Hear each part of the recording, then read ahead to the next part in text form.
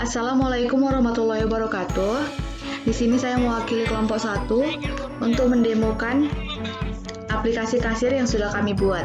Pembuatan aplikasi kasir ini dibuat menggunakan Visual Studio 2017 dan SAM serta localhost untuk membuat database, kemudian Crystal Report untuk pembuatan laporan. Nah, di sini kita sudah merunningkan aplikasinya. Beginilah tampilan aplikasi ketika sudah dirunningkan. Di sini masih buram semua. Kemudian setelah itu kita login.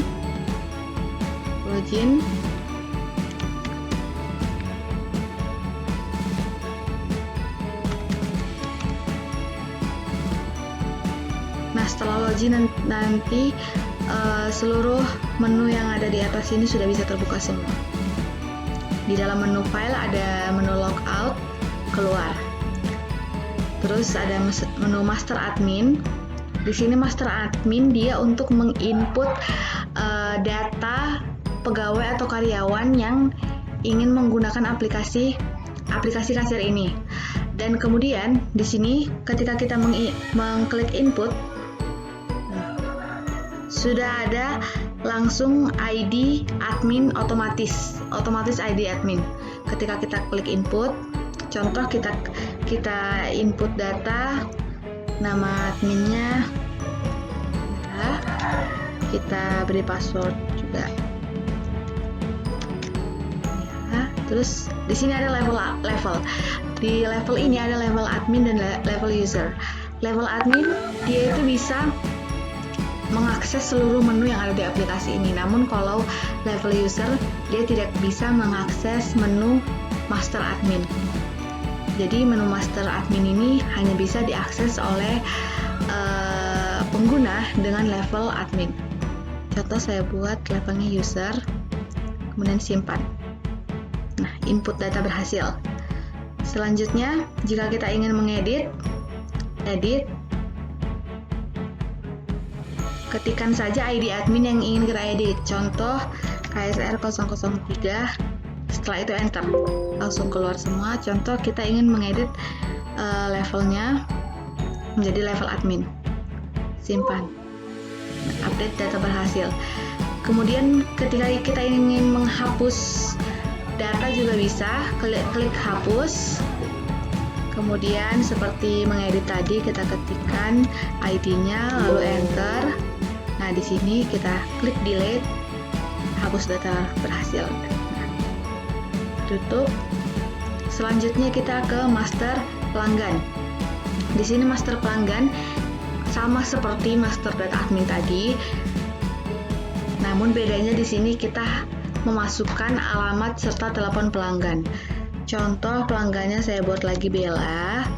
Alamatnya misalnya nih, si pelanggan tidak ingin memberitahu alamat atau nomor teleponnya karena dia hanya sebatas lewat dari toko kita dan ingin membeli barang kita, bukan ingin menjadi langganan tetap kita. Tinggal kita kasih strip, di telepon juga kita kasih strip seperti ini, seperti di data sebelumnya. Namun jika dia pelanggan setia dari toko ini, bisa saja kita buatkan alamat serta nomor teleponnya. Simpan. Oke.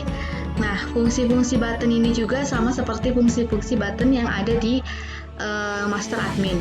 Kita tutup saja supaya mempersingkat waktu.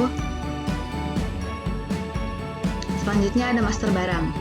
Di master barang ini kita ingin menginputkan data barang yang akan dijual serta menginputkan stok barang. Atau kita juga bisa mengedit stok barang. Nih contohnya, kalau kita mau input nih. Nah, sama seperti ketika kita input admin sama pelanggan, itu tuh ID barangnya udah otomatis terisi. Jadi kita nggak perlu lihat-lihat lagi cari-cari, oh kemarin udah ID barang yang udah barang yang keberapa, kan ribet. Sudah. Ini cara inputnya juga sama seperti input admin dan pelanggan. Terus fungsi buttonnya juga sama. Jadi kita langsung next saja ke transaksi. transaksi. Di sini menu transaksi ini adalah menu di mana kita melakukan penjualan kepada pembeli. Di sini ada nomor jual. Nomor jual ini sudah otomatis terbuat tergantung dengan tanggal, hari, tanggal, bulan, tahun, dan sudah pembeli keberapa. Tuh. Kode pelanggannya nih, kita harus masukin kode pelanggan terlebih dahulu. Jadi aplikasi ini mungkin agak sedikit ribet karena sebelum melakukan transaksi kita harus menginput data pelanggan terlebih dahulu. Contoh PLG 001, namanya Rizky, alamatnya, teleponnya. Contohnya kita mau jual nih. Tadi kan waktu di input data barang ada beberapa barang yang stoknya kosong. Misalnya BRG 001, langsung enter aja. Nah, di sini kelihatan kita nggak perlu lagi kembali ke menu barang karena di sini langsung kelihatan stoknya itu ada berapa. Nah, di sini stoknya kosong, berarti nggak ada lagi yang mau jual. Contoh BRG 004 deh, juga masih kosong. Nah, nih BRG 005 Oppo A31 RAM 4 dan penyimpanannya 64. Nah, ini stoknya ada 1, jadi masih bisa dijual. Contoh, kita masukkan jumlah pembelian. Jumlah pembeliannya ini ada berapa? 1, kemudian insert. Setelah di insert, dia akan keluar list-list barang yang ingin dibeli. Kalau mau ditambahin lagi nih, misalnya dia nggak mau beli 1 aja juga bisa ditambahin, nanti akan muncul di tabel di bawah barang pertama yang sudah kita masukkan. Kemudian ini tidak bisa langsung disimpan karena kita belum melakukan pembayaran. Contoh, kita misalnya nggak tahu berapa kode barangnya, kan capek kalau mau lihat-lihat lagi ke master barangnya. Di sini kita bisa cari, ketikkan aja namanya misalnya Samsung nih, langsung keluar beserta kode barangnya, berapa stoknya. Misalnya kalau mau Oppo juga, kemudian Vivo juga. Nah, nih ada semua.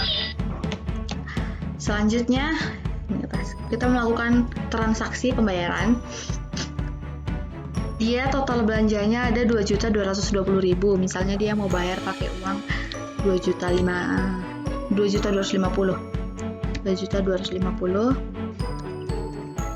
Kemudian kita enter. Nah, ini langsung kelihatan kembaliannya itu ada berapa. Di sini juga ada total belanjaannya berapa. Kita simpan. Di sini kita akan diberi message MSG box di mana kita ingin mencetak nota atau tidak. Contoh, yes. Ini membutuhkan waktu sedikit agak lama.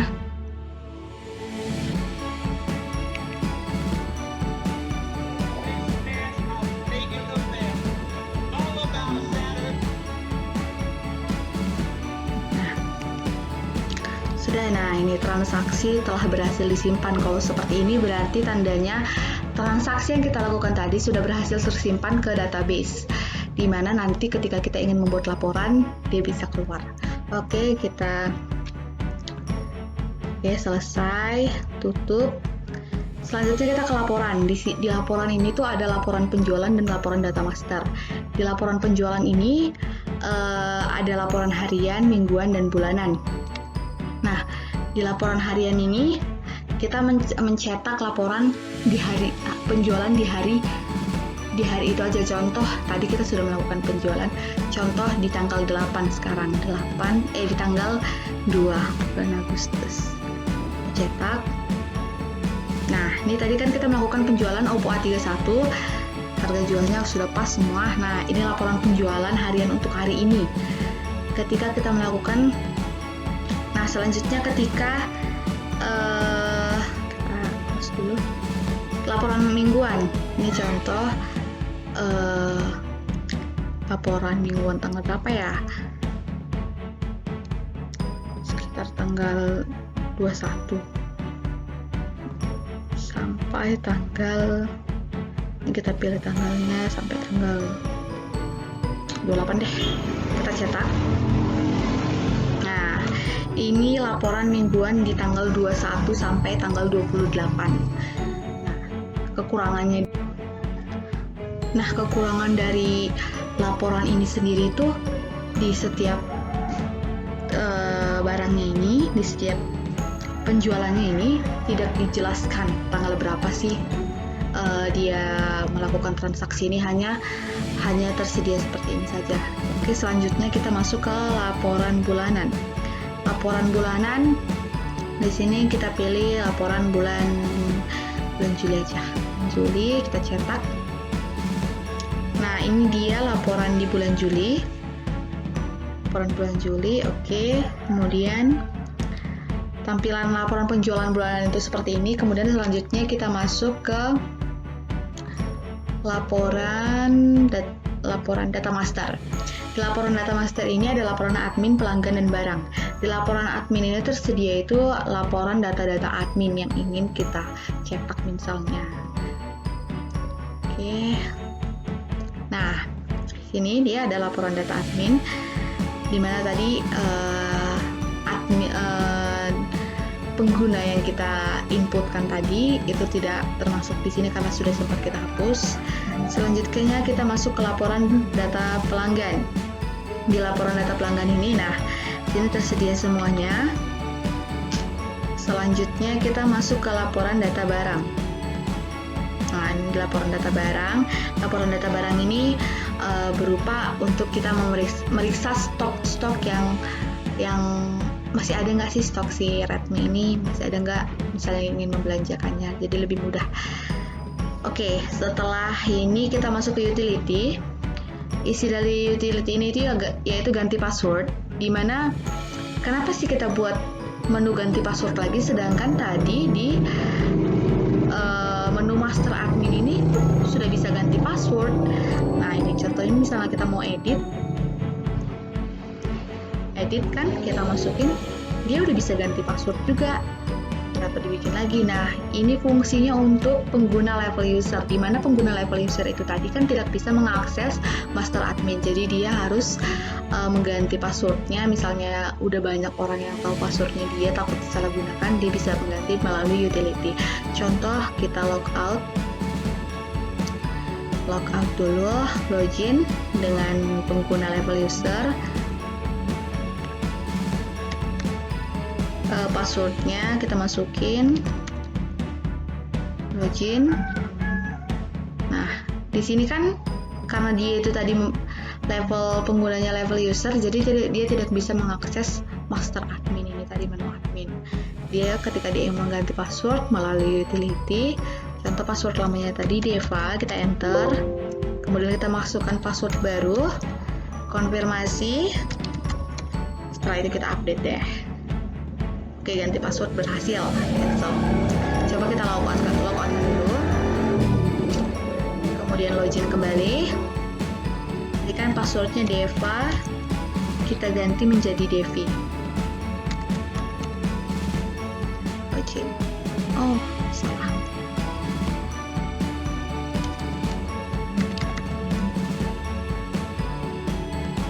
Nah, ini salah.